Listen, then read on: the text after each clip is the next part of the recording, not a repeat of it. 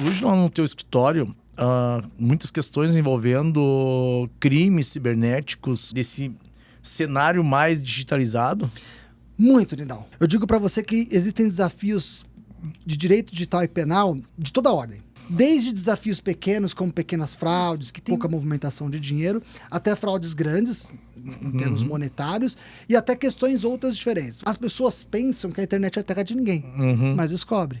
Pirataria mesmo, não são poucas as vezes que a gente vai pra cima do pirata, e o pirata fala assim, eu quero ver me pegar. Eu falo, então você pode esperar que eu vou te pegar.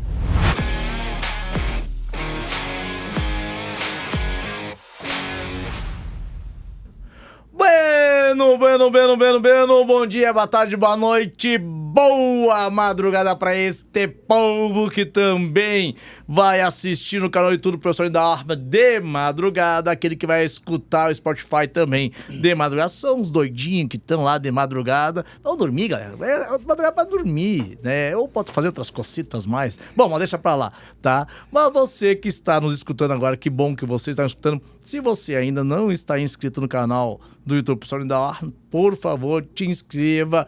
Vai lá, dá moral pro Professor Nini. Vai lá, dá moral pro tio Nini, lá pro tio YouTube, dá plaquinha, aquelas cositas, né? Porque o cara vai decorar, né? Sim. O cara decora, fica bonito. Também, pessoal do Spotify, vai lá também, se inscreve para você ser notificado dos conteúdos que nós geramos e, periodicamente, nós entregamos tudo de forma gratuita.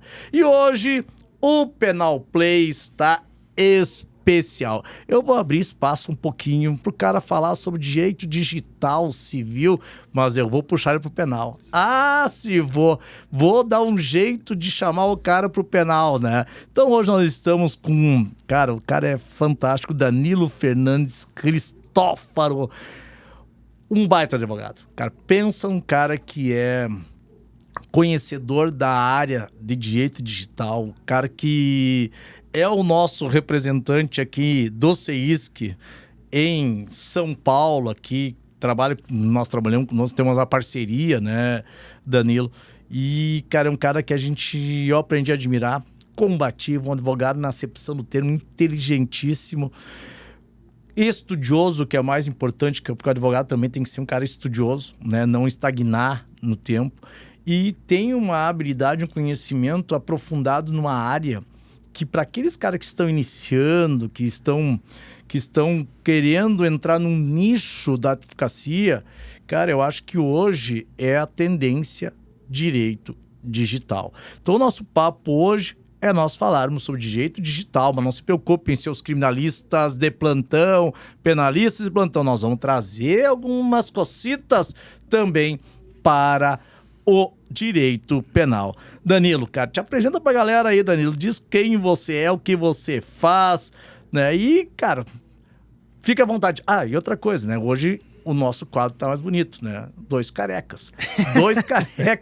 Hoje o nosso quadro aqui, ele está esteticamente perfeito. Se você do Spotify não está vendo, então vai lá no YouTube e confere. Hoje a beleza está em dupla.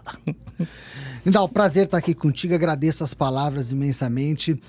Participar aqui de um podcast de penal é um desafio adicional, porque quando a gente fala de direito digital e penal, nós temos várias questões extremamente intrigantes, embora a gente foque mais na área civil, a minha parte de atuação mais na área civil, a gente sempre tem uma intersecção com o penal.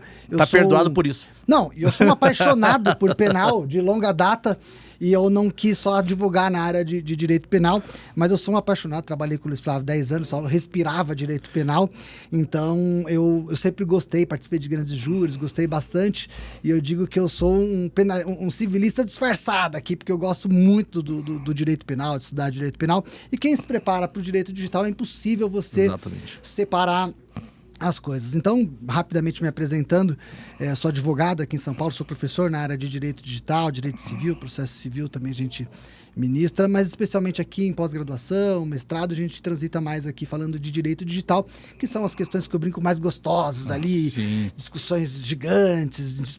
Quando envolve penal, então, vira um negócio que não acaba nunca, assim, porque tem questões maravilhosas.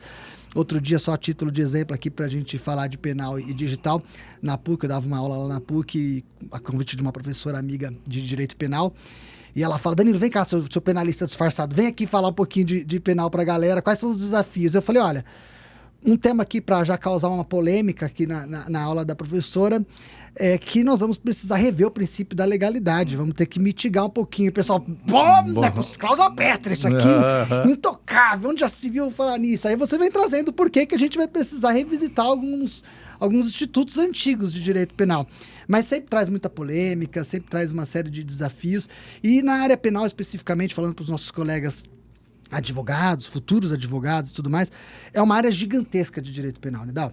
A área de direito digital penal, ela é muito subestimada porque as pessoas não têm informação do tamanho que ela é. Então, o Brasil hoje, ele é o segundo país com mais incidência de crimes cibernéticos. Isso te abre uma gama de atuação gigantesca, tá? E qual que é o grande problema? Geralmente as empresas vítimas de crime cibernético, elas não vão gritar aos quatro ventos que elas foram vítimas de um crime cibernético. Então, fica tudo muito restrito, óbvio. Ninguém vai falar que foi vítima de um crime dessa natureza. Mas, por isso, as pessoas acabam não tomando conhecimento do volume de trabalho que tem. Mas é um volume descomunal, tanto de pessoa física como de empresas. Então eu gosto bastante, venho me dedicando há bastante tempo aos estudos dessa área. Meu mestrado foi na área de LGPD, quando nem existia LGPD ainda, né? Era um projeto só que tem relação com o direito penal, um tema maravilhoso, que são decisões automatizadas, baseadas em algoritmo, que na área penal é o que mais ganha força, tem um discurso muito bonito, mas tem um problema muito sério de viés e outras questões mais. Doutorado, eu fui para a área de ciência da computação, uma loucura. Nossa. Eu não sei o que eu fui fazer lá até hoje, eu fico me perguntando, assim, eu olho e falo, meu Deus do céu, não entendi nem o problema, que dirá trazer a solução. Porque no mestrado eu olhei a tecnologia do direito, estava dentro do direito, confortável para mim, olhando a tecnologia. E aí eu falei, puxa, no doutorado eu vou fazer o contrário, eu vou para a tecnologia olhar o direito. Meu Deus do céu. Mas que loucura. Tá louco. É uma loucura. Aí foi loucura mesmo. É uma loucura, um desafio gigantesco, mas enfim, prazeroso. Cara, mas assim, ó, Danilo, bom, vocês já viram que hoje o podcast ele vai estar em altíssimo nível, né? Sempre nós trouxemos convidados, cara, de altíssimo nível, mas hoje o assunto, ele é instigante. É um assunto um tanto quanto desconhecido da grande parte dos profissionais do direito que já estão atuando e daqueles estudantes, né? Danilo, só para nós contextualizarmos, diz pra galera o que é o direito digital, o que abrange o direito digital, nos contextos, nas áreas do direito que eles têm repercussão, né? Pra galera contextualizar isso. Excelente pergunta, Nidal, pelo seguinte, nós temos uma confusão muito grande, porque assim, algumas pessoas viram para você e falam assim, eu sou advogado de direito digital, ponto. E eu sempre fico com um segundo questionamento, que é o quê? Você trabalha direito digital em qual área especificamente? Porque existiu no começo uma discussão se o direito digital era uma disciplina autônoma. E realmente, ele tem algumas questões que são autônomas, que são assim, totalmente relacionadas ao direito digital. Mas quase sempre, 90% das vezes, o direito digital ele vai ter uma intersecção com outra matéria. Então, imagine o seguinte, nós temos todas as matérias do direito que nós já conhecemos, todas elas históricas, né? Não tem nenhum segredo pra gente. E agora, essas disciplinas todas precisam ser olhadas sob a ótica da tecnologia, das novas relações que nós temos com as redes sociais, com as relações de trabalho, com o home office, com o Meet, com uma série de outras questões. Em todas as áreas do direito isso está reverberando. Então, o direito digital, se eu pudesse definir de forma simplória aqui, seria isso, seria essa relação entre determinada área do direito, a tecnologia, as pessoas e as leis. Então, o direito digital vai orbitar nesse sentido. Aí, dentro desse contexto, você tem, por exemplo, o advogado familiarista. Pô, mas Danilo, como é que o direito digital vai influenciar o direito de família? Totalmente. Você imagina hoje, a título de exemplo, se um influenciador, então eu vou falar nome, mas não vamos evitar nomes, né? Um influenciador famosíssimo que tenha lá um Instagram gigantesco, que, portanto, vale muito dinheiro, é o que nós chamamos de bens digitais, ele morre. Cara, você vai ter uma repercussão de sucessões, que não é direito de família, sucessões. Imagina se esse cara se divorcia, você tem uma repercussão de divórcio. Imagina se esse cara quer fazer um planejamento sucessório, como é que você vai colocar, como é que você vai encaixar todos esses temas, esses ativos digitais que ele tem, são intangíveis, esses ativos digitais, como é que vai ser? A herança digital, existe uma discussão espetacular. Herança digital, é? Herança digital, cara, Nidal. Que discussão é essa, meu? Maravilhosa. Imagina o seguinte, você, Nidal, que é o nosso influenciador jurídico aqui, famoso. Então, você, Nidal, tem um ativo muito grande, as suas redes sociais é muito forte, é muito Então, uma presença muito forte nas redes sociais, então um relevo muito grande, uma expressão muito, muito grande. Bom, pois bem. Cara, quando você morre, você vai deixar de herança esse bem digital para tua família.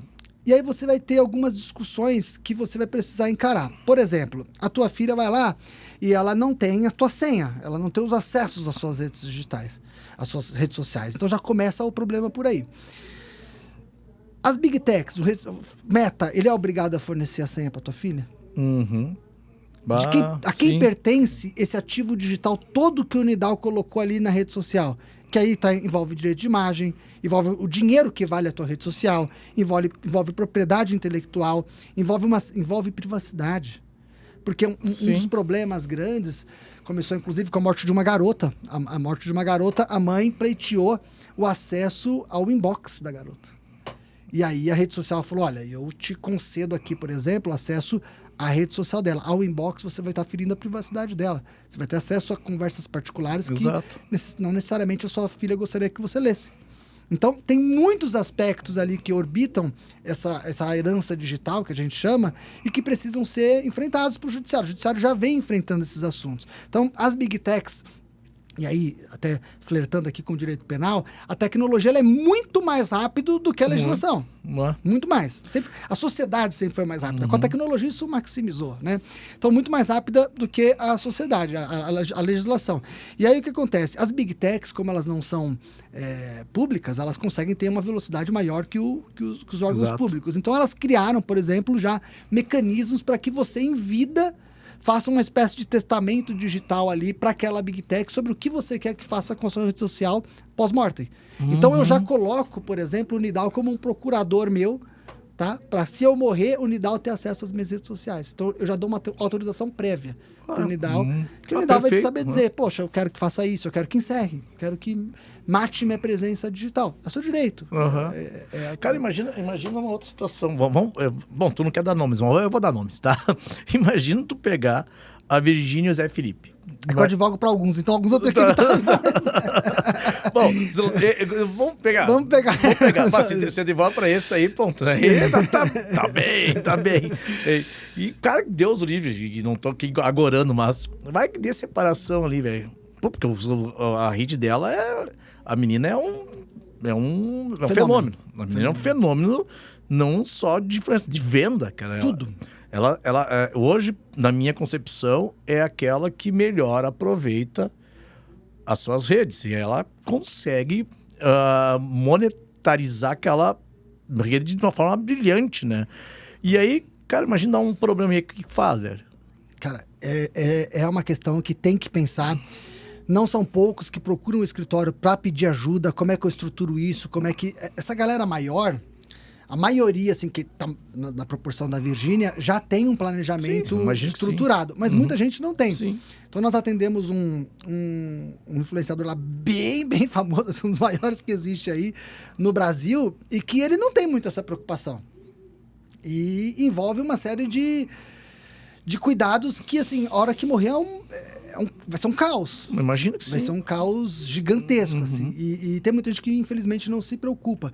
E eu defendo a ideia de que você se preocupar com a tua herança é um respeito para quem fica. Exatamente isso. É muito difícil, Sim. Nidal, porque... Poxa, imagina, eu pego a rede social do fulano aqui, influenciador famoso.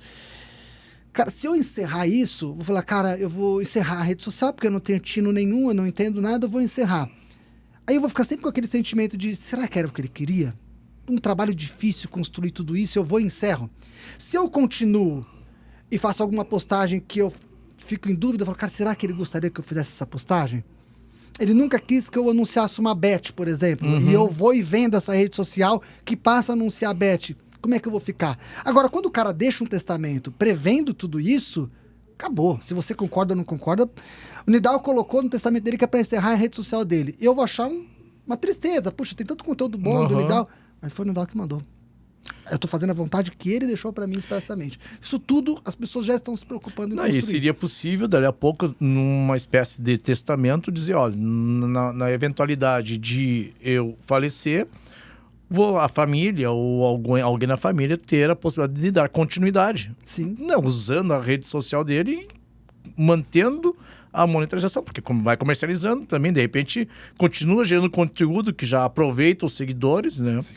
E continua gerando. Mas tudo isso é uma questão de você conhecer o direito digital também, né? Exato, e você já conhecer as alternativas que você tem em mãos para oferecer para o teu cliente. Então, por exemplo, numa situação como essa, você já pode falar assim, olha, eu vou deixar aqui um testamento para o Nidal tomar conta das minhas redes sociais, então eu estou deixando de herança para o Nidal as minhas redes sociais com as seguintes condições.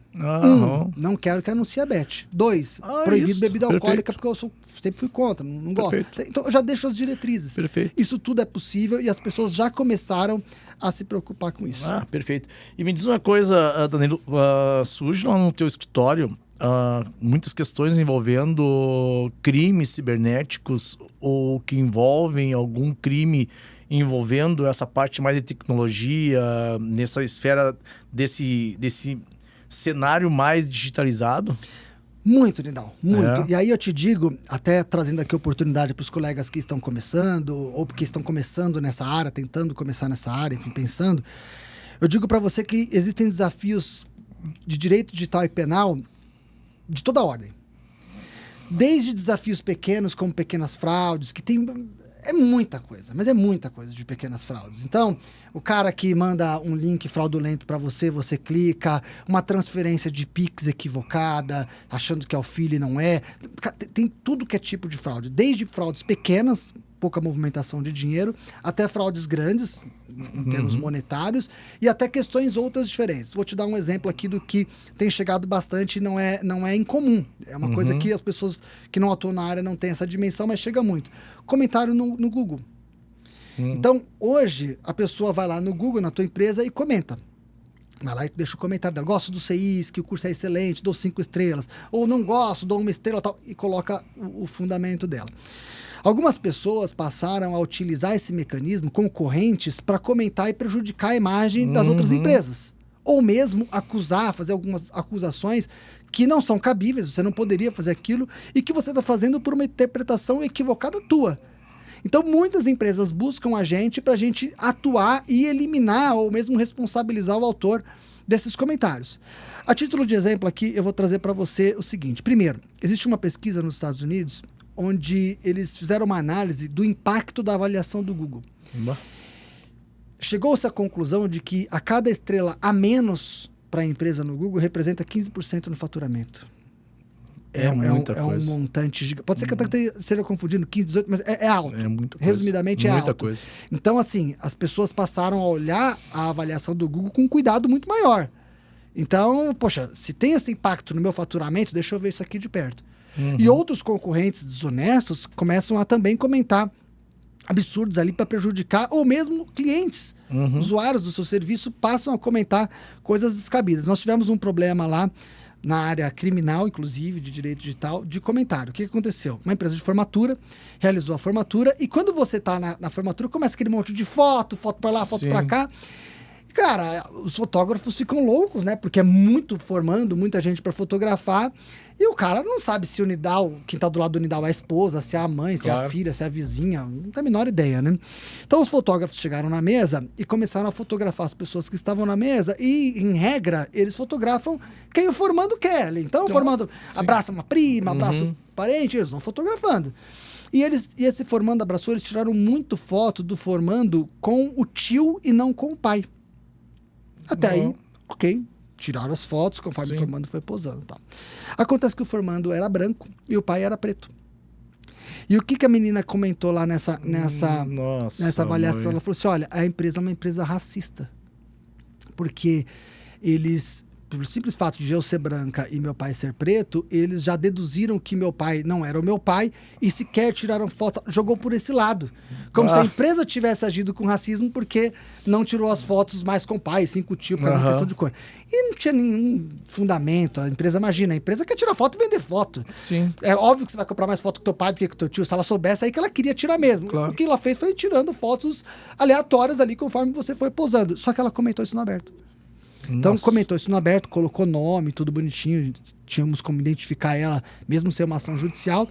Entramos em contato, notificamos ela, falamos, isso que você fez aqui é grave.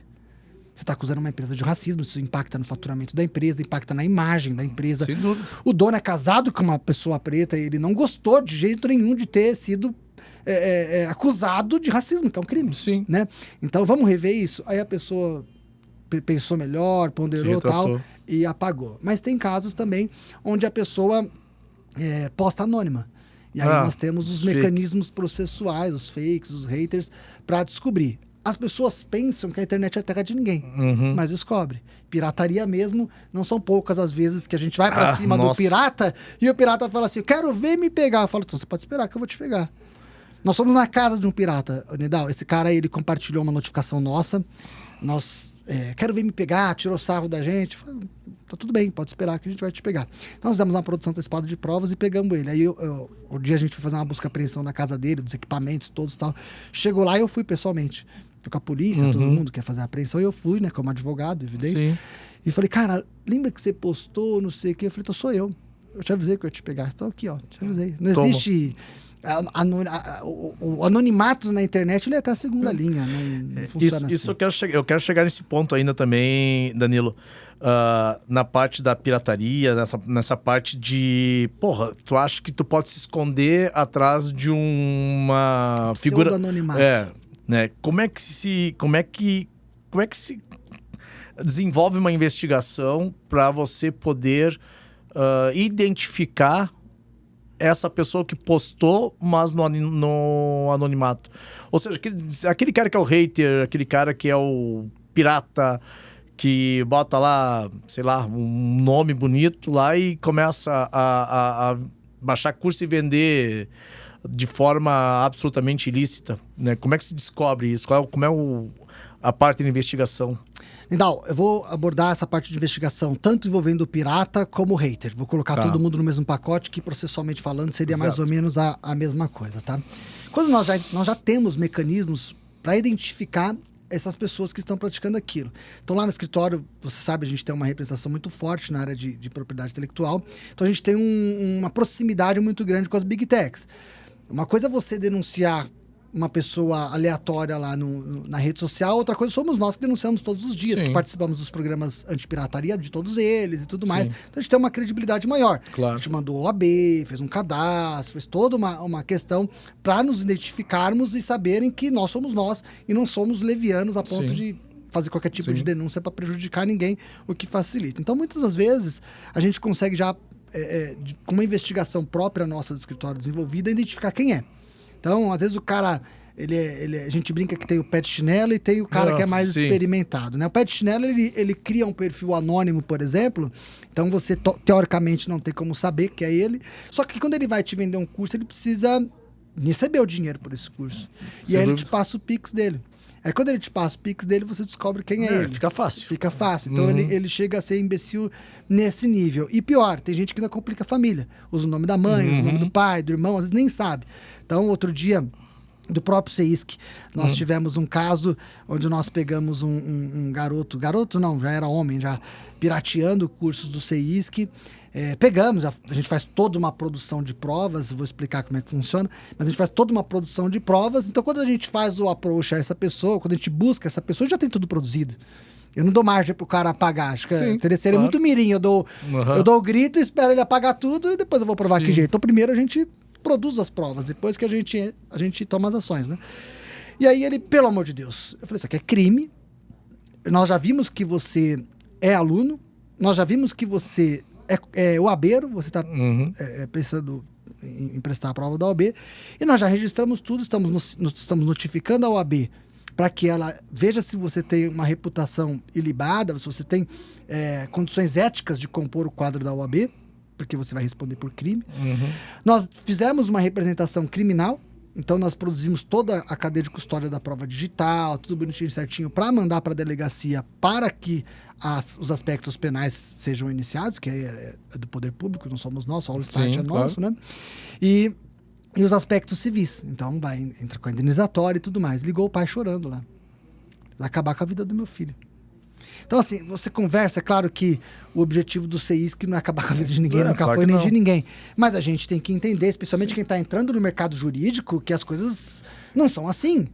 E eles não entendem também que a repercussão que gera, né, principalmente para aquele que tá, vou tirar uma graninha a mais, acha que negócio, vou tirar uma graninha a mais. Primeiro, o cara que tu tá tirando uma grana que não é tua, né?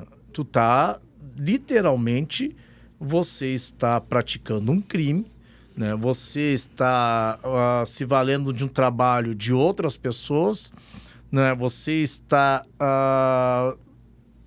também quase que numa figura de parasita, né? Sim. É um parasita que explora um trabalho desenvolvido de forma séria, que desse trabalho se sai pagamento de impostos, pagamento Geração de emprego, de colaboradores, né? Então, cara, eles não têm esse tipo de noção. Ou se tem, eles ignoram, né?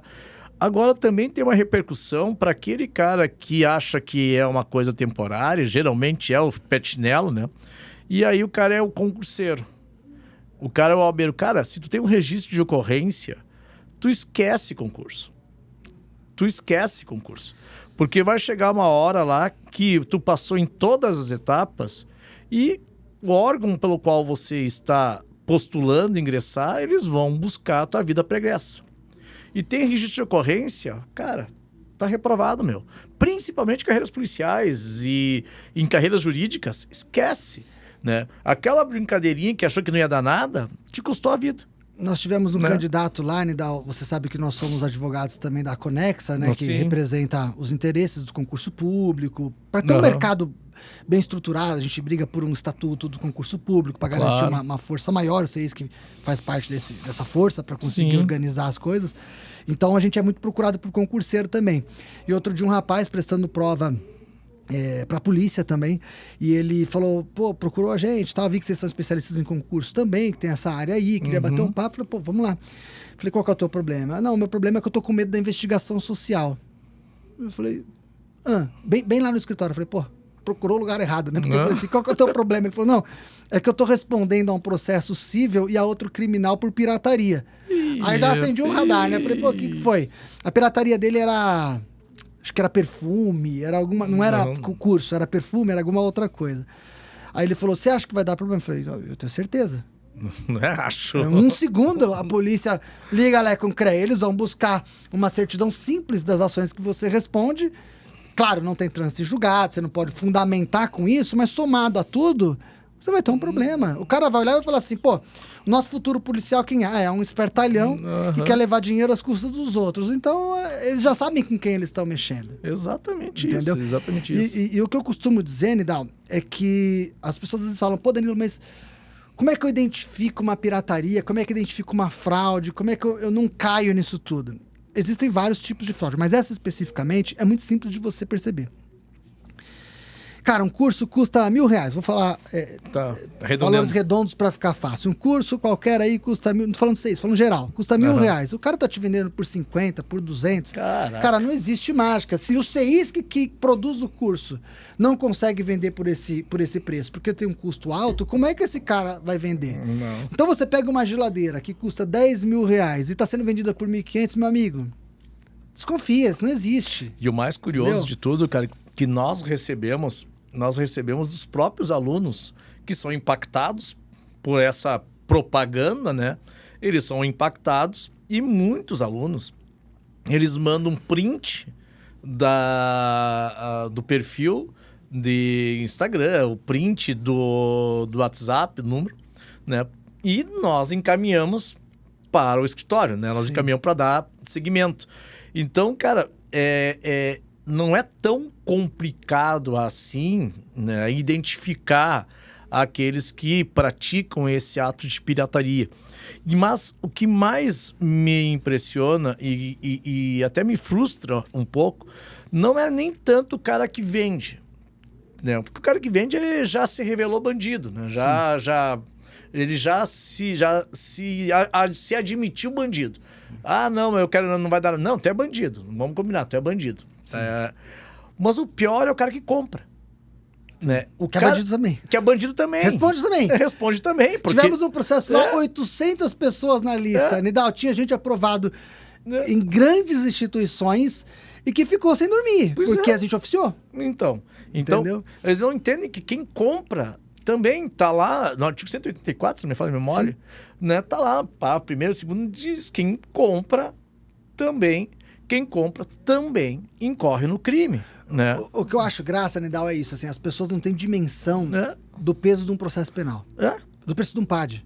Imagina. Porque quem já é concursado, que a gente oficiou, respondeu o PAD, tá respondendo o PAD. Exato. Imagina que vergonha, cara, você responder um PAD. Tem gente que tá no probatório. Como é que você responde PAD no probatório? Não Você vai ter rola. problema, né? entendeu? Então, assim, às vezes a gente fala, o pessoal fala, pô, mas tá sendo apocalíptico, tá sendo exagerado. Não é. Teu pai fica ligando. Imagina teu pai ter que ligar pro meu escritório chorando, pedindo pinico pra você poder não ficar fora do que teu pai investiu faculdade, você investiu tempo, etc. Jogando fora por causa de besteira. R$50. E assim, eles não entregam, eles prometem, muitos não entregam. Cara, esse é um problema muito sério, também de direito digital, pessoal, para ficar aqui uma nova área também para vocês entenderem. Nós tivemos uma reclamação no Reclame Aqui de um aluno. Puxa vida, mas foi o CEISC, inclusive, não me entregou, a aula tá desatualizada. Eu falei, pô, a aula desatualizada? Pois é. Eu falei, pô, Nidal é psicótico com isso, neurótico, é tudo atualizado, tudo uma preocupação gigantesca. Eu falei, desatualizada, que não é possível, deixa eu ver o que é. Conclusão, o cara tinha comprado de um pirata, o cara entregou uma aula de 2, 3 anos atrás, já tinha mudado jurisprudência, Sim, a lei e tudo. E o cara, achando ruim que tinha recebido, cara, se lascou, estudou pelo material desatualizado, porque comprou de um pirata que não tem compromisso. O cara não tem compromisso se a aula tá atualizada ou não tá nem aí. Não, e ainda produziu prova. Registrou o crime que ele praticou. Registrou o crime que ele praticou. Tu vê, né? Olha o grau de loucura, né, cara? O grau de loucura e eu diria até desconhecimento. Sim. Né? É aquele negócio de tu querer tirar uma vantagem. Cara, mas tu tem noção a que custo que você tá tirando a vantagem?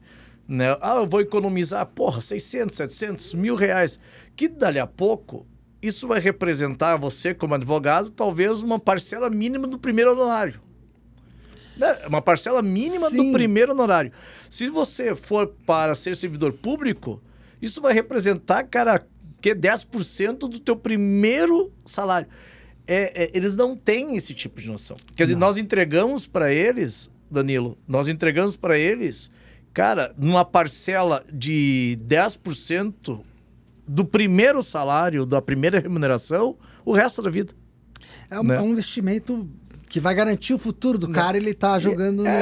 E o cara arriscando a não obter o resultado desejado e não é deslize, cara, não é deslize.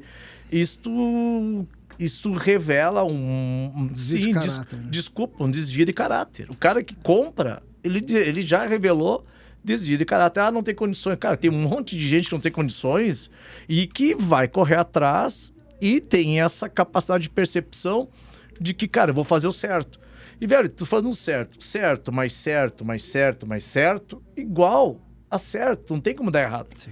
Se em algum momento você desviou essa tua trajetória, cara, em algum momento vai dar errado. Sim. Né? E aí, cara, tudo que tu fez de certo cai por terra. Né? E vai sentir na pele, Nidal, assim, por exemplo, nós advogados sofremos também com pirataria. Pelo seguinte, você vai sentir na pele assim, ó. Pô, às vezes a gente passa dias debruçados para criar uma tese nova, se priva de ficar com o filho, de ficar com a família que está debruçada ali naquele caso, criando uma tese e tal. E você vê outros colegas que vêm e copiam a tua petição inteira que você se matou. O cara não está o trabalho de mudar as palavras, copia. Aí você sente o real sentimento disso que a gente está conversando aqui, de alguém se apropriar do seu trabalho, daquilo que você, às vezes, trabalhou doente, às vezes não pôde ir numa festa que queria e tudo, pro cara simplesmente pegar, copiar e usar. Então, e você já se deparou com alguma condenação nesse sentido? De pirataria? Muita condenação. Muita condenação. E nós temos tanto condenações mais leves, vamos dizer assim, que são casos menores, como condenações graves. Nós tivemos um caso que nós cooperamos no Rio de Janeiro, caso que ganhou repercussão mediática, tudo. Uhum. Os caras tinham Esse já era um grandão. Esse já era peixe grande. Esse já era peixe grande. Só não me falha a memória, eles tinham R$7 milhões na conta. Então, era muita pirataria. Pirateavam tudo que era tipo de coisa, eram piratas muito fortes. Cara, prendeu a família inteira. A família inteira. Eu tô falando do que tá na mídia. A família inteira foi presa. A mãe era uma cabeleireira. Então, claramente, a mãe deixou usar o nome dela. Sim. Então, assim, era uma cabeleireira, continuou levando uma vida proporcional ao que um salão de cabeleireira num porte pequeno, proporciona. Só que ela tinha que ter um mínimo de discernimento de ver que o filho dela passou de ser um cara duro pra ser um cara que tava andando de Mercedes, entendeu? Tem alguma coisa errada. E aderiu à conduta com curso de pessoas e acabou. Não tem como você chegar depois pro juiz e falar, ai, desculpa, foi engano. Pô, mas como é que sua filha andava de Corsa, tá andando de Mercedes blindada? Você tem que desconfiar. As tuas filhas estão lá, você acompanha a trajetória da tua filha, eu acompanho lá, dentista, tá batalhando, fazendo faculdade e tal. Ela vai montar o consultório, vai começar a atender tudo. Você vai vendo uma ascensão gradativa dela. Se a tua filha chega, de repente, mas eu tenho um consultório, no outro mês ela chega de Mercedes blindada, você vai falar, mas peraí. Tô feliz, tô contente, mas me explica aí que mágica que você fez, porque eu te coloquei pra voar aqui com uma condição financeira, de repente você mudou da água pro vinho, o que foi? Imagina. Claro que pode trazer uma grande tacada, óbvio que pode, a gente tem que partir desse pressuposto de um filho, mas a gente tem que desconfiar como pais, né? Imagina. Não tem como. Danilo, saindo dessa parte mais chinelona, porque vamos me desculpar, cara que faz pirataria é chinelão. É chinelão, né? É chinelão, tá? Cara, na boa, até um chinelão, né? E vamos pros grandão lá, esses crimes financeiros dentro de um contexto digital. Isso acontece muito, principalmente em contas bancárias e agências, né? Eu acho que até inclusive foi tipificado agora. Nós temos o furto eletrônico, né? Que eu acho que a pena ficou de 4 a 10 anos, se não me falha a memória, que qualificou o crime de furto. E o estelionato, também eletrônico, né? Passou a tipificar lá no artigo 171. Isso me parece comum e é fácil de você investigar ou de você identificar o autor?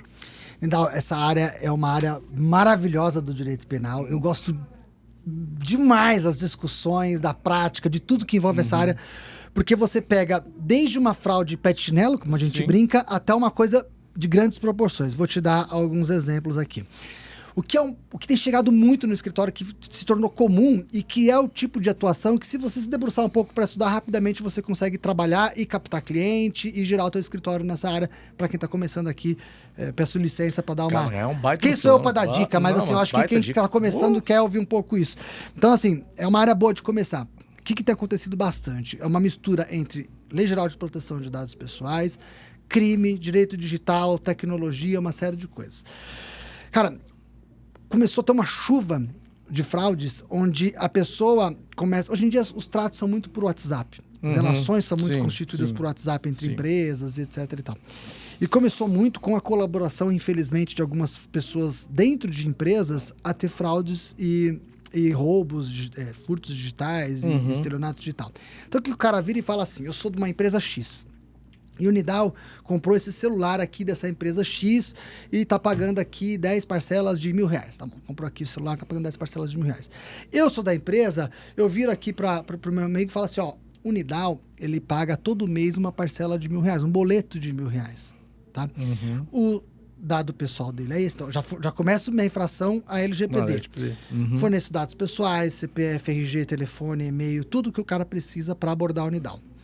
No final do mês, o Nidal geralmente recebe o boleto bancário para pagar, seja por WhatsApp, qualquer coisa do tipo. O Nidal não recebeu. Então esse cara vira e fala, ô Nidal, tudo bem? Vi que você não pagou aqui, tá? Tô te encaminhando o boleto para você pagar, já é um boleto fraudulento. Você paga esse boleto, cai na fraude. Então você teve um problema. Aqui você vai ter que fazer uma investigação e já começa por onde esse cara descobriu os seus dados. Porque existe uma diferença. Os dados hoje são muito públicos. Então, qualquer um tem acesso ao teu nome, você é um cara conhecido, você é doutrinador renomado, professor, tá muito fácil de conseguir teu nome. Eu sou advogado. O processo é público. Conhece muitos dos meus dados, estão públicos na internet. Mas é diferente de eu conhecer a sua relação comercial, detalhes da sua relação comercial, detalhes do valor que você paga. Eu só consigo esse tipo de acesso, geralmente, com a contribuição de alguém dentro da empresa. Então você começa as investigações a partir disso e vai construindo indícios de que a fraude partiu com colaboração de algum interno. Quando você entra com um processo como esse, por exemplo, contra uma empresa grande, ela vai ter uma inversão de ônus da prova, muito provavelmente vai ter uma relação de consumo, vai inverter o ônus da prova e ela que vai ter o desafio de provar que o cara não conseguiu esses dados lá. Mas é muito difícil, porque o cara realmente ele conseguiu algum acesso privilegiado. Então, assim, esse só para falar um um casinho mais comum. Deixa eu te dar um exemplo aqui. Deixa eu te interromper. Ontem, cara, eu vou dar um exemplo agora em tempo real. Aqui, ontem eu mandei para a Natália, minha esposa, né? Eu recebi, olha só, vem uma mensagem do Bradesco, tá? Bradesco, aqui, ó, do Bradesco. Compra em análise no valor de 1.474,99 via app Casas Bahia. Caso não reconheça, ligue para a área de segurança, 0800, aí sim, né? E eu mandei para a Natália e digo, ela nem liga, é golpe. Sabe o que os caras fazem quando você ligar? Como é que funciona isso, cara? Os caras... Funciona assim. Quando você ligar, você vai ligar Bradesco. Liguei no Bradesco, no número que eles te passaram. Eles já ligaram no Bradesco e gravaram todo o atendimento eletrônico do Bradesco. Então, quando você ligar, eles vão colocar aqui a gravação. Olá, você está no Banco Bradesco. Digite 1 para isso, 2 para aquilo. É tudo conversa. 3, tal. Aí você digita lá. Não reconheça a compra, digite 3. Qualquer número que você digitar vai cair na mesma pessoa, né? E você começa a identificar isso até, às vezes, pelo linguajar muito humano. Ô, Sonidal, comprei um negócio aqui, bagulho é louco, hein? Não sei. Não, aí ferrou, né, meu amigão? Não dá, porque tem isso também, tá? São os mais pé de chinelo. Os caras boca aberta. Mas tem os profissionais mesmo, que é um telemarketing mais qualificado. Então, o cara, pô, Sonidal, realmente identificamos aqui que o senhor... Às vezes ele não sabe nem o valor, porque é tanta gente que ele aborda. R$3.500 aqui, né, senhor Nidal? Então é o seguinte, o senhor não reconhece? Ó, fica calmo, senhor Nidal, e a gente vai identificar. Me fala aqui... Aí ele começa a pegar seus dados. Aí as pessoas, às vezes as pessoas desavisadas fornecem senha, fornecem outros dados, que é o que eles precisavam para conseguir praticar a fraude. Fornecer senha hoje é muito mirim. As pessoas não vão fornecer a senha. O que eles estão fazendo? Olha, senhor Nidal, eu não posso pegar a tua senha por questões de segurança, a gente não pode passar a senha. Nós vamos pedir que depois do bip, o senhor digite a sua senha aí no seu aparelho. Eu não posso pegar. Bip, nada. É ele mesmo. Tá. Você digitou a tua senha, do lado de lá já pegou. Já foi. Você deu tua senha para ele. E aí, cara, a fraude. Então tem bastante. E aí, como é que você, na advocacia, vai conseguir algumas defesas, algumas áreas de atuação interessantes?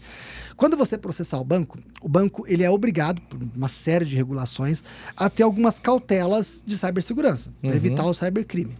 Então, o que acontece? O Nidal é um cara que tem um hábito de consumo, gasta R$1.000 por dia. Uma média de gastos que o Nidal faz, ele almoça, ele faz R$1.000 por dia, um exemplo. Então, as transações do Nidal vão girar em torno de 200, 300, 500, 800, não passa de 1.000. De repente, o Nidal faz 4 transações de 10 mil. Uma transação de 50 mil. É o que a gente chama de transação atípica. O banco, a cibersegurança do banco tem que identificar essa atipicidade e falar, opa, trava aqui que isso aqui é esquisito. Nidal, o que está acontecendo? Se o banco não faz isso, ele incorre em culpa e aí ele tem uma condenação contra ele. Toda hora a gente tem isso lá. Além disso, também tem... É mirim, mas ainda existem alguns bancos grandes que sofrem isso. Nós tivemos um caso lá, por exemplo, onde foram feitos 5 Pix de 5 mil para a mesma conta, o mesmo CPF. Por que é que o sujeito fracionou dessa forma? Porque é fraude. Então o banco também deveria ter identificado. Tira do limite, né? Tira do limite, faz empréstimo. Então o Nidal nunca pegou empréstimo, nunca teve esse tipo de comportamento. De repente, faz empréstimo, faz um monte de Pix, não sei o quê. O banco tem que identificar naquela hora e já travar. Tem que ter um sistema para isso mesmo, de prevenção. Isso, claro. Nidal, é todo santo dia. Golpe do aniversário. Já viu o golpe do aniversário? O cara liga pra você e fala, ô Nidal, cara do céu, o que acontece? Hoje as pessoas expõem tudo na rede social. Se você me der a tua rede social, eu falo boa parte da tua vida. Mesmo que você seja muito low profile, eu falo boa parte da tua vida. Então o cara vira lá, pô, Nidal, professor do CEISC, presidente do CEISC, sabemos o trabalho dele, sabemos o nome da esposa, o nome das filhas, só público, é difícil de esconder, né? Mas para quem não é público também não é muito difícil de esconder. E aí chegou o dia do teu aniversário porque você posta. Hoje é meu aniversário, alguém te parabenizou, parabéns pro Nidal, você compartilhou. O cara falou, opa, aniversário, já sei que é aniversário do Nidal. Nidal trabalha no CEISC, eu chego lá, o Nidal mora, sem o endereço do CEISC, geralmente a empresa é muito pública, né? A gente teve agora recentemente com uma cliente nossa que é dona de laboratório. E aí chegou lá e falou, Dani, o nome da dona, né? Falou assim, Dani, pô, o pessoal do CEISC te mandou um presente de aniversário, tal, não sei o quê. Pô, a pessoa tá emocionada, aniversário. Pô, que gentileza, caramba, pessoal do CEISC, que bacana mesmo, né? Claro, obrigado. Cara, desculpa, mas eles só não pagaram o frete. Eles falam, o senhor se importa? R$3,50. Cara, você tá feliz, você tá recebendo um presente, são R$3,50. Como é que você vai? Tem que ser muito filha da mãe pra se negar a pagar R$3,50. Não, imagina, passa aqui na maquininha. Quando você passa na maquininha, já foi. 50 mil, 10 mil, os caras fazem um estrago, porque a maquininha já é fraudulenta, entendeu? Então chama o golpe do motoboy de aniversário.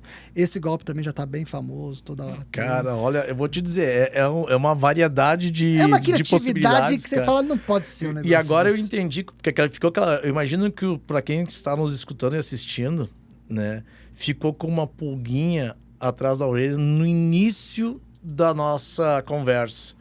Né? Quando tu diz que tem que ser relativizado o princípio da legalidade. E eu não insisti na pergunta naquele primeiro momento, né? Porque eu deixei rolar a conversa, porque eu acho que agora nós entendemos o porquê que tem que ser relativizado o princípio da legalidade. Né? Não tem como o direito penal, né, ele estar... acompanhar a velocidade das formas de prática de crime digital, né? E eu concordo contigo, né? Claro que quando a gente diz relativizar, claro, com certo... Muito complexo, muita parcimônia, muito difícil. Tem que ser muito criterioso isso. Porque, cara, não é que você pegar e fazer uma analogia, uma lamparte, não. Mas é que tem ou trazer uma tipificação atribuir tipificação numa conduta que até então não constituía crime, mas tem determinadas situações que tu vê, mas onde é que eu vou enquadrar isso, cara, né? Eu acho importante falar sobre isso, Nidal, e a gente tem um cuidado pra gente não tomar um corte aqui nesse podcast e vão massacrar a gente na internet, né? Vamos lá, qual que é a questão aqui? A questão é a seguinte, nós discutindo, falando, você tá num ambiente acadêmico com discussões mais verticalizadas, mais complexas e tudo, como a gente está trazendo aqui hoje alguns temas mais complexos, e claro que ninguém defendeu A ou B, nós estávamos conjecturando alternativas que nós precisaríamos começar a pensar. Então nós sabemos hoje que o princípio da legalidade é o básico do direito penal, o princípio da tipicidade é o básico de tudo. E de outro lado nós temos uma movimentação cybercriminosa assustadora e muito rápido, muito rápido. E essas pessoas estão praticando condutas, eu não vou falar de crimes, vou falar de condutas extremamente complexas, lesivas, enfim, que envolvem uma série de problemas e que não estão tipificadas. E aí eu te pergunto, nós estamos diante de uma conduta extremamente reprovável, mas não tipificada. A gente vai ignorar? Como é que a gente vai fazer isso? Então, por isso que a gente brinca aqui numa relativização do princípio da legalidade. Mas eu nem sei se o caminho é esse, não sou doutrinador, não sou penalista, não sou nada disso. O Nidal talvez consiga defender muito melhor do que eu, obviamente. Mas não estou dizendo que é o caminho. Mas o caminho é que a gente vai começar nós precisaremos revisitar institutos de muita longa data que nós temos que não vai dar para ver como víamos antigamente. Cara, vai ter que ter uma legislação, na minha concepção, talvez um capítulo no Código Penal de crimes cibernéticos. Sim. Né? Voltados para crimes cibernéticos, especificamente crimes cibernéticos, né? Hoje, o que está acontecendo? Estão fazendo remendo. Estão atribuindo uma circunstância qualificadora para um crime que já existia, um furto, por exemplo. Atribui aquilo, tu pegou e você extraiu valores de uma determinada conta bancária e passou para outra. Então é furto eletrônico. É furto, só mudou o modus operandi. É furto, ponto. Mas como se isso fosse algo... super sofisticado, né? Então, quer dizer, isso hoje, esse tipo de... Os caras nem fazem mais, velho. Porque esse tipo de relação, de transferência de conta bancária, invadir uma conta bancária, isso nem fazem mais. É mínima. Chegou num grau de complexidade que os caras... Tu vê, agora desse golpe no motoboy, por exemplo, como é que tu tipifica? Isso é estelionato? Isso é furto? Ou teria que ter uma terceira figura? E tem outras questões mais complexas. Porque, por exemplo, você tem o que a gente chama de crime de spoofing, né? Da Bolsa de Valores, que aí já vai para crimes financeiros mais sofisticados, né? Então, existem hoje algumas pessoas que estão criando algoritmos para manipular o valor das ações da Bolsa de Valores. Então, o que o cara faz? Eu adoro Bolsa de Valores, então eu acompanho de perto. O que o cara faz? A Bolsa de Valores ela tem uma variação de preço com base numa série de fatores, e um desses fatores é a procura por determinado papel ou a venda exacerbada de determinado papel. Trocando em miúdos aqui, se tem muita gente vendendo um papel que eu digo é uma ação da Bolsa de Valores. Tem muita gente vendendo esse papel, a ação cai. Se tem muita gente comprando, a ação fica mais cara. Então o que o cara faz? O cara simula essa movimentação de forma artificial. Então ele consegue ganhar opções, ele consegue ganhar na própria compra e venda de ações, de uma série de mecanismos, fazendo esse jogo simulado de valores. Já é um crime financeiro de outra magnitude, de outra complexidade. Aí você vai entrar ainda, Nidal, para colocar mais um tempero complexo aqui dessa relação, você vai entrar numa outra dinâmica muito difícil que chama-se soberania. Nós precisamos discutir, outro dia eu passei 6 horas falando sobre cibersoberania numa pós-graduação. Soberania. Porque, veja, muitas das vezes os crimes digitais, eles não estão sendo praticados no mesmo país. Então você tem um nego lá da Rússia fazendo extorsões aqui numa empresa brasileira. Isso não é incomum, isso é bem comum. E aí, como é que você vai fazer para alcançar esse sujeito? Você tem um problema de legislação, de diálogo internacional, de diplomacia, de território, de extraterritorialidade da lei penal, Putz, tem uma porrada de discussões super complexas. Você quer ver um desafio da advocacia e que ainda não foi superado? Estava até conversando com o Rogério outro dia sobre isso também. Ele teve um caso, não vou falar dos casos aqui, porque não pedi autorização dele. Só deixa eu contextualizar aqui, tá? O Danilo falou sobre o Luiz Flávio, é o Luiz Flávio Gomes, tá, gente? Para aqueles que não conhecem, é o cara, LFG, tá? O Luiz Flávio Gomes é o pai de todos nós aqui, é o que, ele potencializou os cursos. Cara, ele foi um visionário dos visionários, na minha concepção. E o Rogério, nada mais, nada menos que o Rogério Sanches Cunha, que é dispensa apresentações, que é meu ídolo, né? Ele sabe que eu sou fã dele, eu tenho a honra de pegar e mandar toda vez que eu mando no WhatsApp pra ele, eu meio que dá uma tremida, sabe? O cara é meu ídolo, cara. E a gente, só de ter conversado com ele, eu já... Como é que eles chamam, né? Zerei a vida. Zerei a vida. Então, só para contextualizar. Então, é o Rogério Sanches Cunha e o Luiz Flávio Gomes. Desculpa, Dani, te Imagina, ótimo. Eu falei como se todo mundo soubesse o que eu tava falando, né? Bom, o Rogério também tem a honra de chamar de amigo queridíssimo, e a gente troca muita ideia de besteiraiada e também jurídica, né? O Rogério é membro do Ministério Público, assim como o Nidal foi. Também enfrentou vários desafios similares, né, no Ministério Público. E o Rogério pertence aqui ao GAECO, nem sei agora o que ele está fazendo exatamente, está na Corte Interamericana. Então, ele enfrenta muitos desafios palpitantes que a gente conversa sobre isso.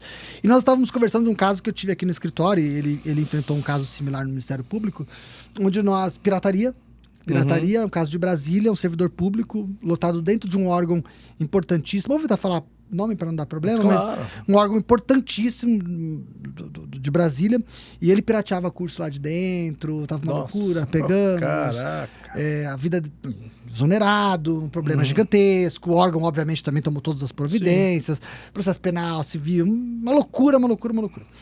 E aí, enfim, simplificando a história, porque esse processo foi físico, tá? Tem até vergonha de falar, tem um processo físico desse interregno, um monte de desafios. Só esse processo seria uma pós-graduação de Direito Digital. Eu gosto de usar esse processo até para dizer a importância do advogado no decorrer da investigação. Porque nesse processo, cara, nós tivemos uma busca e apreensão, prendemos lá 4 terabytes de pirataria. E quando chegou lá, como era em Brasília, eu não fui. Eu não podia, nesse mesmo dia, eu tinha uma audiência, uma sustentação oral, não fui e tal, não sei o que, ficou aquela coisa e tal. E a polícia falou, cara, doutor, a gente precisa ir lá agora pra dar tempo. Tal. Não, falei, beleza, vambora. Cara, chegou lá, os caras tinham que pegar o que foi pirateado, ponto. Era só isso que eu precisava. A materialidade do crime pra provar.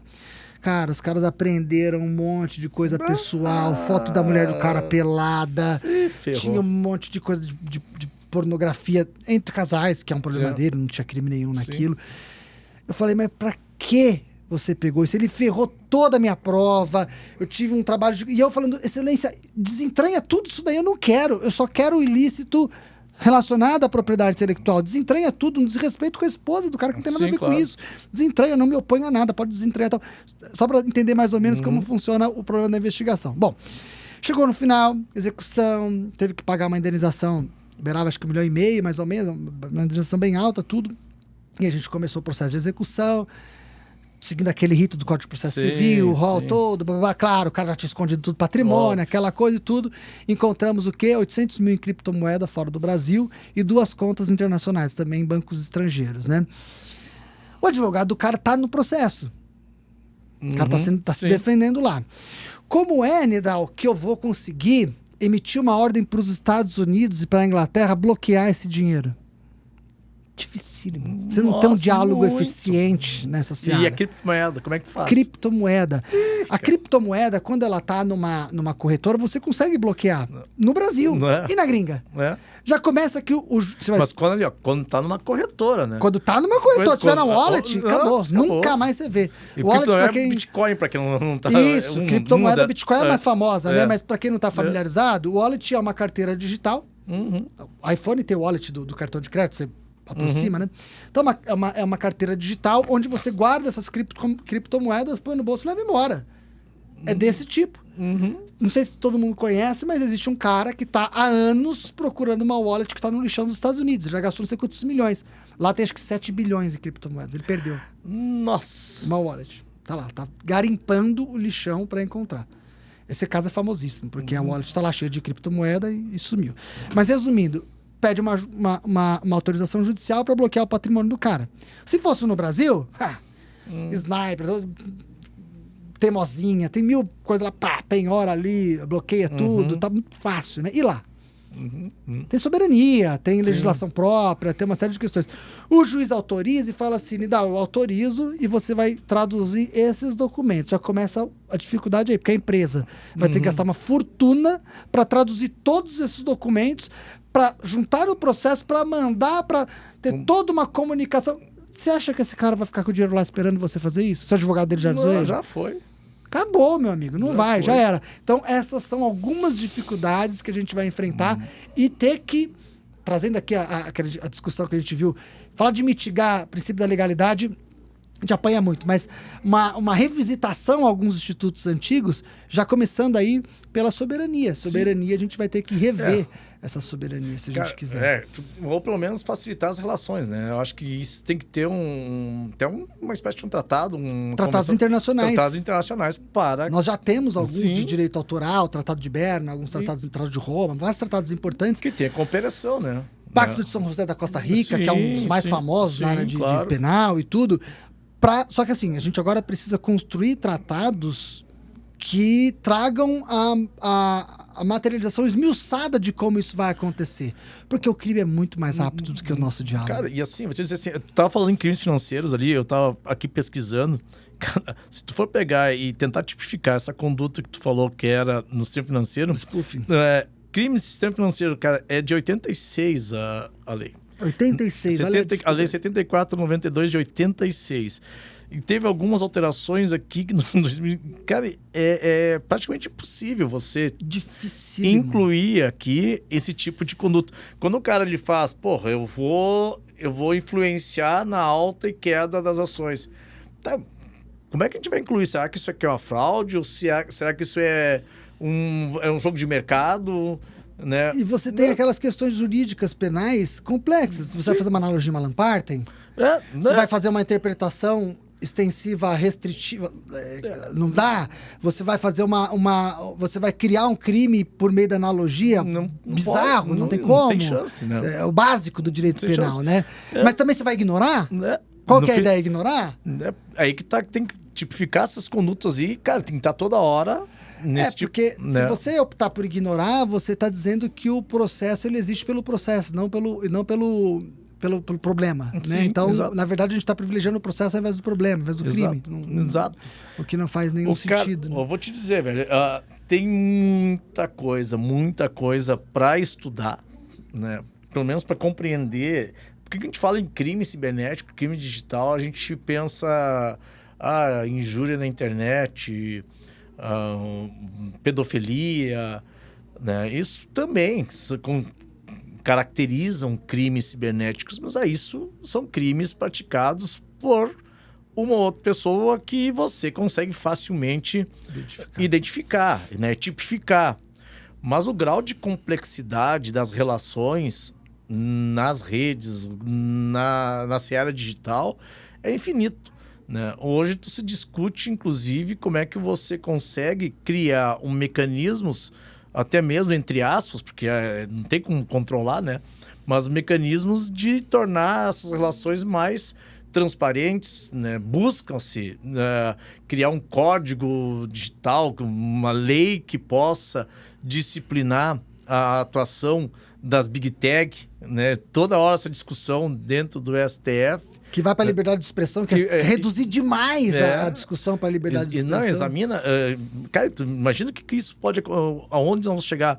Agora vem chat GPT também, que veio para inteligência artificial, cara, que só falta sair caminhando sozinha. O cara a gente não sabe para onde vai. E, cara, direito penal para acompanhar, cara. Nosso código ele foi reformado em 84. Se for ver, é de origem lá de 41. Né? Para acompanhar, olha, tem que ter uma reestruturação. Acho que teria que ter um trabalho exclusivo só para crimes cibernéticos. Né? O que eu posso dizer, Nidal, é que se vocês enfrentarem qualquer discussão deixando ela simplória no direito digital, você pode correr que tá falando besteira. Não, é difícil. Não tem.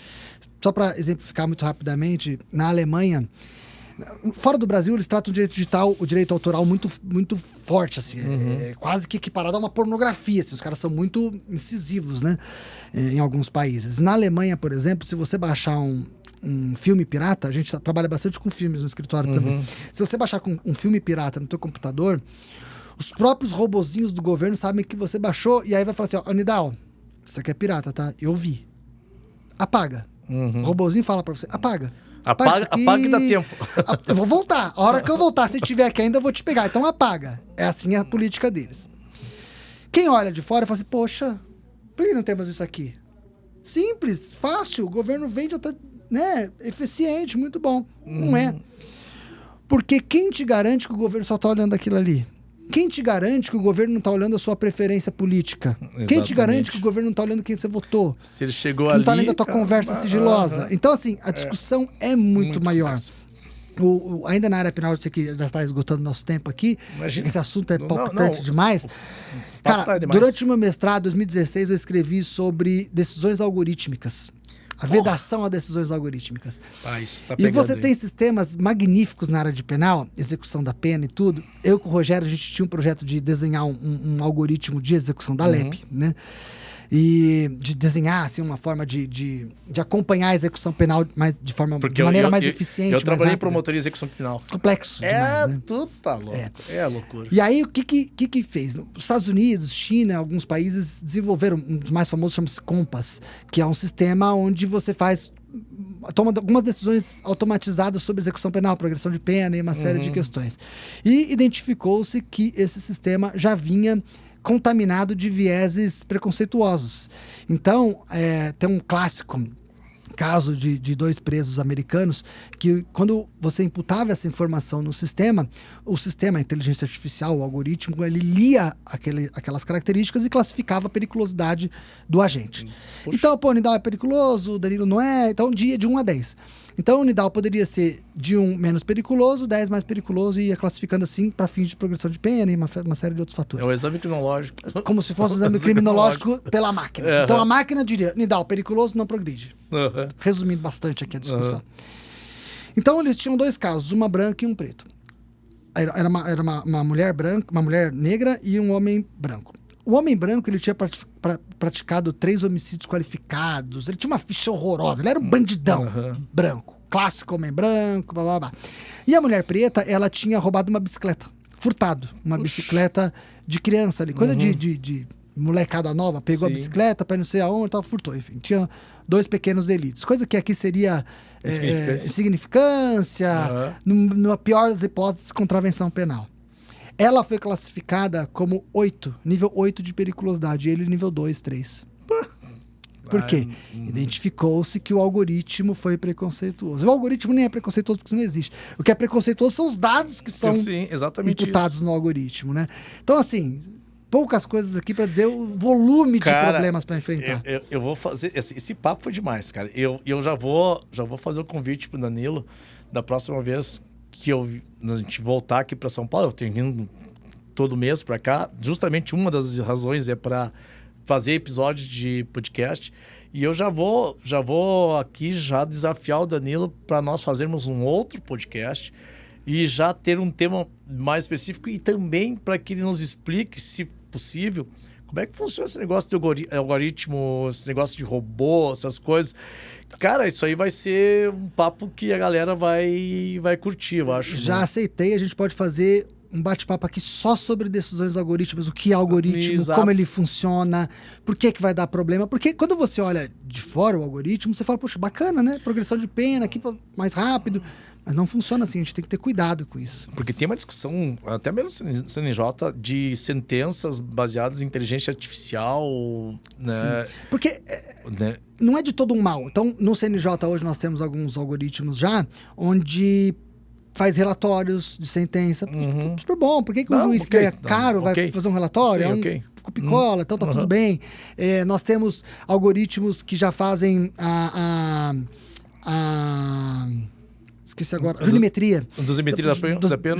Jurimetria. Que é a análise de quantos casos o Nidal já julgou a favor, contra. Então você tem um perfil, a história de advogado é muito bom, um perfil daquele juiz, um perfil daquela vara. Você tem uma série de outras decisões. O algoritmo já diz pro juiz, já tem precedente. Esse caso já tem um precedente qualificado do Tribunal de Justiça, do STJ, STF já simulou. Facilita muito o juiz, que já tem um volume de trabalho muito grande. Isso é muito bem-vindo. Vai ajudar. Pro advogado vai ajudar. Mas o advogado, por exemplo, ao redigir um contrato, ele pode... eu mesmo uso muito tecnologia no escritório. Às vezes eu tô redigindo um contrato e tem uma cláusula específica, especialmente envolvendo tecnologia, que é mais difícil. Uma cláusula ali que você tá com dificuldade da redação. Sabe quando você escreve, você olha e fala assim, cara, não tá claro, não gostei. Sim. Cara, você joga no algoritmo, ele te coloca uma redação que você fala, como é que eu não pensei nisso antes? Facilita. Mas não dá para você copiar e colar um contrato do algoritmo, não dá para você copiar e colar uma sentença. Então tem uma série de problemas que a gente precisa enfrentar. E onde tem problema, tem campo para advogado trabalhar e ganhar dinheiro. Né? Porra, eu vou te dizer, cara, a área digital, tu quer ganhar dinheiro, vai. Né? Por isso que o Danilo tá rico. Milionário. Né?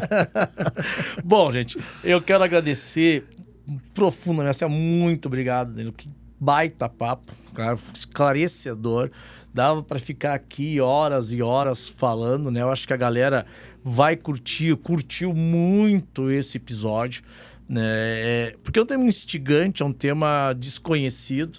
Eu acho que vai estimular muita gente a estudar mais, inclusive eu, né? Buscar estudar mais esse mundo digital, né? Conhecer todas as nuances, e a gente nunca vai conseguir conhecer de forma integral, porque tu chega a um determinado limite de conhecimento e vem outro, e vem mais, e vem mais, e vem mais. Mas é instigante, é um baita de um campo de trabalho, é um baita de um nicho. Você que quer migrar ou iniciar a tua atividade profissional, cara, direito digital hoje é a bola da vez, né? É a bola da vez. E, cara, vou agradecer vocês que nos assistiram, que nos ouviram, reforçando o convite para você se inscrever no canal do YouTube, de você acionar o sininho para ser notificado. Pessoal também do Spotify, muito obrigado por vocês acompanharem o Penal Play. Danilo, tu quer fazer tuas considerações finais aí, meu? Não, eu quero agradecer a oportunidade. Esse tema é sempre muito instigante. Eu amo falar desse assunto. Já, como disse, já topei outros bate-papos que você quiser. Cara, o que eu posso dizer é, primeiro, tem muito campo na área do direito digital. Esse é um fato, acho que já ficou muito claro aqui desse pouco que a gente conversou. Segundo, independente da área que você atua ou você estuda direito digital, você vai passar fome, você tá ferrado, não tem como, porque até o previdenciário está sendo impactado pelo digital, qualquer área. Sim. Então, é necessário que você que você se aprimore. E colocar à disposição nas minhas redes sociais também, quem quiser procurar pelo meu nome, Danilo Fernandes Cristóforo. Tá lá no YouTube, tá lá no Instagram, quiser bater um papo, vai ser um prazer conversar a respeito dos temas que a gente discutiu aqui hoje. Procurem o homem, tá? Procurem, porque olha, sigam o cara, porque o cara é fera, Obrigado. né? E já vou botar pressão aqui no Rogério Sanches Cunha. Né? Porque o Danilo é muito amigo do Rogério. Eu convido ele para fazer o podcast, ele sempre tá ocupado. Tá, Rogério, em público agora, tu tá te convidando, tu dá teu jeito. Me diz o dia que tu pode, a gente dá um jeito de fazer aqui um podcast também que vai ser riquíssimo. Quem sabe nós três, já pensou? Vou fazer mais. Vamos marcar nós três. Eu venho com prazer, vou encher o saco dele pra ele vir. E quando vocês que postar aqui, marca o Rogério e fala, Rogério, marca o Rogério aí e fala, Rogério, queremos um episódio contigo. Estamos aguardando você aqui. Vamos botar pressão no homem. Vamos botar pressão, marcar ele, será um bate-papo muito produtivo. Gente, obrigado pra vocês, obrigado, Danilo, mais uma vez. Um beijo carinhoso e respeitoso. Meninas, um abraço, Mr. Bem de longe pros meninos. Beijos, tchau.